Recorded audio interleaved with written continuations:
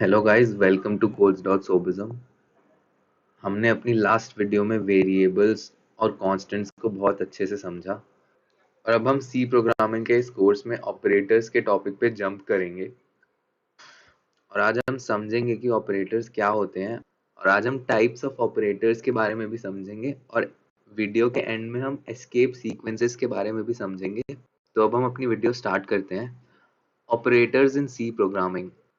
An operator is a symbol that tells the compiler to perform specific mathematical or logical functions।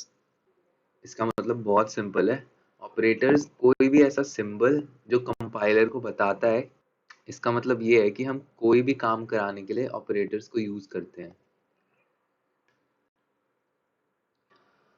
हमारे operators तीन type के होते हैं based on the number of operands. Operands मतलब जिनके ऊपर वो ऑपरेटर रन कर रहा है और जिनके ऊपर वो फंक्शन रन होगा। और वो तीन टाइप्स होते हैं, यूनरी, बाइनरी और टर्नरी। यूनरी मतलब जब हम एक ऑपरेंड यूज करते हैं और उसी पर ऑपरेटर को लगाते हैं और हमारा फंक्शन रन कराते हैं। बाइनरी मतलब हमारे पास दो ऑपरेंड्स होते हैं जिनके बीच में हम ऑपरेटर लगाते हैं तो वो फंक्शन रन होता है। और टर्नरी का मतलब होता है हमारे पास तीन ऑपरेंड्स होते हैं और हम ऑपरेटर लगाकर फंक्शन को रन कराते हैं। हमारे पास यहाँ पर कुछ एग्जाम्पल्स हैं यूनरी, बाइनरी और टर्नरी ऑपरेटर्स के। यूनरी ऑपरेटर्स में प्री और पोस्ट इंक्रीमेंट ऑपरेटर्स होते हैं जो प्लस प्लस सिंबल के साथ यूज करते हैं हम। और इसमें हम एक ही ऑपरेंड यूज करते हैं और उस पे ये प्लस प्लस या माइनस माइनस सिंबल लगा के हम अपना ऑपरेटर का फंक्शन कराते हैं। जैसे प्री और पोस्ट इंक्रीमेंट होता है वैसे ही प्री और पोस्ट डिक्रीमेंट ऑपरेटर भी होता है। और यूनरी और ऑपरेटर्स भी होते हैं जैसे साइज ऑफ ऑपरेटर, जिसके बारे में आपने पढ़ा है, जिसमें हम कोई भी वेरिएबल डालते हैं जिसको हम ऑपरेंड बोलेंगे और उस ऑपरेंड को डालने के बाद हमारा फंक्शन रन होता है और हमें साइज ऑफ द वेरिएबल बताता है जो रैम में बाइट्स की में सेव होगी। तो यूनरी ऑपरेटर्स के बारे में हम और पढ़ेंगे और ये अभी आपको समझ नहीं आ रहा होगा बट इसको हम बहुत अच्छे से हमारी कमिंग वीडियोस में समझेंगे। और फिर बाइनरी ऑपरेटर्स आते हैं जिनके एग्जांपल्स मैंने दिए हुए हैं और आपको पता है कि एडिशन करने के लिए दो ऑपरेंड्स के बीच में हम प्लस साइन लगाते हैं तो वो ऐड होकर आ जाता है। और मल्टीप्लिकेशन के लिए भी यही होता है। और बाइनरी ऑपरेटर्स हमारे बहुत सारे होते हैं जैसे डिवीजन भी है, सब्ट्रैक्शन भी है और भी बहुत सारे ऑपरेटर्स होते हैं।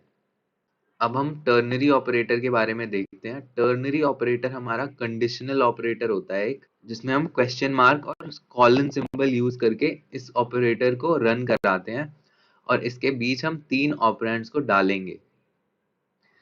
ये टर्नरी ऑपरेटर बहुत इंपॉर्टेंट है और सी प्रोग्रामिंग में एक ही टर्नरी ऑपरेटर होता है और इस टर्नरी ऑपरेटर को हम बहुत अच्छे से समझेंगे जब हम फ्लो कंट्रोल और कंडीशनल डिसीजन मेकिंग पढ़ेंगे। वो कुछ वीडियोस के बाद होगा और इस कॉन्सेप्ट को मैं आपको बहुत अच्छे से समझाऊंगा। ये सारी चीजें मैं आपको बहुत अच्छे से समझाऊंगा कमिंग वीडियोस में।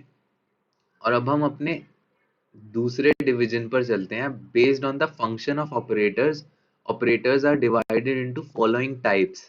फंक्शन जो होता है ऑपरेटर्स का, ऑपरेटर्स जो काम करवाएंगे उनके बेसिस पर हम ऑपरेटर्स को अलग अलग टाइप्स में डिवाइड करते हैं।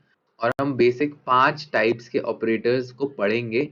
Arithmetic operators, relational operators, logical operators, bitwise operators और असाइनमेंट ऑपरेटर्स।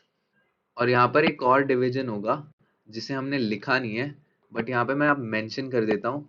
6 होगा हमारे मिसलेनियस ऑपरेटर के लिए। तो गाइज ये हमारे 6 ऑपरेटर्स होते हैं based on the function of operators और इन सब के बारे में भी हम कमिंग वीडियोस में अच्छे से पढ़ेंगे। और अब हम इस वीडियो की लास्ट टॉपिक पर आते हैं और मैंने आपको बोला था कि मैं एस्केप सीक्वेंसेस के बारे में आपको बताऊंगा। तो हम एक कोड के थ्रू एस्केप सीक्वेंसेस को समझेंगे। गाइस हम यहाँ पर इस प्रोग्राम में एस्केप सीक्वेंसेस को अच्छे से समझेंगे। इस प्रोग्राम के स्टार्टिंग में हमने stdio.h नाम की फाइल इंक्लूड करा दी है और उसके बाद हमने एक कमेंट लिखा है और मैं आपको इस प्रोग्राम के थ्रू कंपाइलेशन प्रोसेस जो होती है वो समझाता हूँ और उसका फ्लो समझाता हूँ। जैसे हमारी फर्स्ट लाइन को एनकाउंटर करेगा कंपाइलर तो वो देखेगा हैश इंक्लूड stdio.h लिखा है। तो इसका मतलब ये है कि हम एक stdio.h नाम की फाइल इंक्लूड करा दें हमारे प्रोग्राम में और उसके अंदर जो भी डिफाइंड फंक्शंस होंगे वो हम रन कर सकते हैं। उसके बाद वो कुछ कमेंट्स देखेगा और वो कमेंट्स को पहले ही रिमूव कर देता है, और उसके बाद वो हमारे मेन फंक्शन पे आ जाता है। मेन फंक्शन स्टार्ट होने के बाद वो देखेगा कि इसका रिटर्न टाइप इंटीजर है, और उसके बाद वो मेन फंक्शन के अंदर घुस जाएगा और फिर वो कुछ कमेंट्स देखेगा और वो उन सारे कमेंट्स को हटा देगा। वो बस उन चीज़ों को इम्प्लीमेंट करेगा जो उसके लिए इम्पोर्टेंट है। जैसे ये जितने भी printf फंक्शंस है ये सारे उसके लिए इम्पोर्टेंट है, तो वो इन सब को इम्प्लीमेंट करा देगा, और इसमें जितने भी कमेंट्स है वो उनको रिमूव कर देगा, और उसके बाद वो रिटर्न टाइप पे आ जाएगा। तो यहाँ पर रिटर्न टाइप इंटीजर है, तो हमें रिटर्न 0 लिख के हमारे प्रोग्राम को टर्मिनेट करना होगा, और उसके बाद कंपाइलर पैरेंथेसिस देखेगा और उसके बाद वो प्रोग्राम को टर्मिनेट कर देगा। और गाइज उसके बाद यहाँ पर जितने भी एरर्स होंगे वो डिस्प्ले हो जाएंगे, और अगर आपके प्रोग्राम में कोई एरर नहीं है तो हमारे सारे फंक्शंस अच्छे से रन हो जाएंगे और आउटपुट स्क्रीन पर हमारा आउटपुट आ जाएगा। तो गाइज अभी हम एस्केप सीक्वेंस को समझते हैं। हमने एक एग्जाम्पल एस्केप सीक्वेंस का पहले ही देखा हुआ है। बैकस्लैश n को यूज करके हमने लाइन को ब्रेक किया था, और हम प्रिंटफ के साथ बैकस्लैश n यूज करते हैं, उससे हमारा आउटपुट अच्छा दिखता है।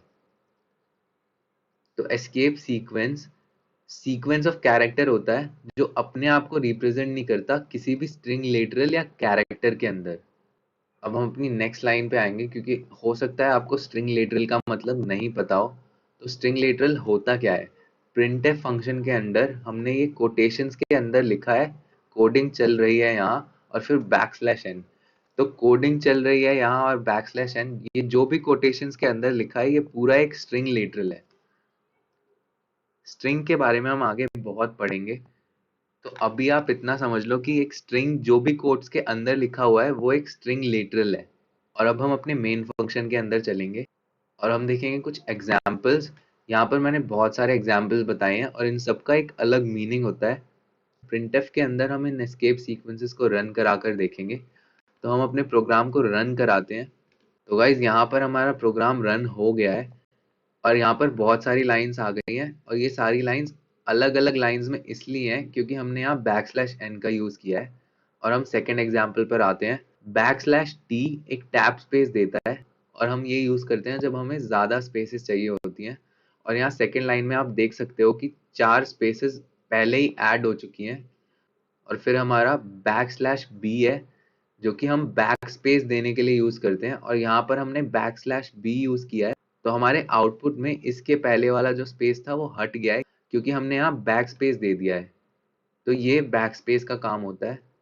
और अब हम नेक्स्ट एस्केप सीक्वेंस पर चलते हैं जो कि है बैकस्लैश बैकस्लैश। तो गाइज अगर हमें अपने प्रोग्राम में एक बैकस्लैश लगाना है, तो अगर हम बैकस्लैश नॉर्मली लगाएंगे तो कंपाइलर कुछ और इंटरप्रेट कर लेगा और वो एक एस्केप सीक्वेंस को ढूंढने लगेगा। इसलिए हम जब बैकस्लैश लगाते हैं तो हमें डबल बैकस्लैश लगाना पड़ता है इस स्ट्रिंग लिटरल के अंदर। और जब हम इसे प्रिंट कराते हैं तो ये 2 बैकस्लैश नहीं, बस एक बैकस्लैश प्रिंट होता है, जैसे हमारे आउटपुट में प्रिंट हुआ है हमारी 4th लाइन में। और ऐसे ही हम सिंगल कोट्स और डबल कोट्स को भी लगाते हैं, क्योंकि सिंगल कोट्स और डबल कोट्स से जो कंपाइलर है वो हमारा कंफ्यूज हो जाता है कि आपने सिंगल कोट लगाया है तो हमारा स्ट्रिंग लिटरल यहाँ खत्म हो रहा है। बट जब हम बैकस्लैश के साथ इस डबल कोट को लगाएंगे तो हमारा कंपाइलर समझ जाएगा कि हमें ये स्ट्रिंग लिटरल खत्म नहीं करना है यहाँ पर, लेकिन हम इस स्ट्रिंग में एक डबल कोट लगाना चाहते थे, इसलिए हमने बैकस्लैश डबल कोट लगाया है, और प्रिंट हमारा एक सिंगल डबल कोट होगा। और यही यूज है हमारा एस्केप सीक्वेंसेस का। तो गाइज कमिंग वीडियोस में हम ऑपरेटर्स के जितने भी टाइप्स हमने देखे वो सब पढ़ेंगे और ऑपरेटर्स को डीप अंडरस्टैंडिंग के साथ समझेंगे। और मैं नेक्स्ट वीडियोस के लिए बहुत एक्साइटेड हूँ। और आपको ये वीडियो अच्छी लगी हो तो आप इसे लाइक करो और उन लोगों के साथ शेयर करो जिन्हें लगता है कि वो प्रोग्रामिंग कभी कर नहीं सकते। और यहाँ पे मैं सब कुछ बहुत सिंपल अंडरस्टैंडिंग के साथ लेकिन डीप नॉलेज के साथ समझाऊंगा।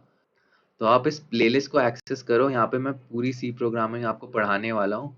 तो guys thank you and I will see you in the next video.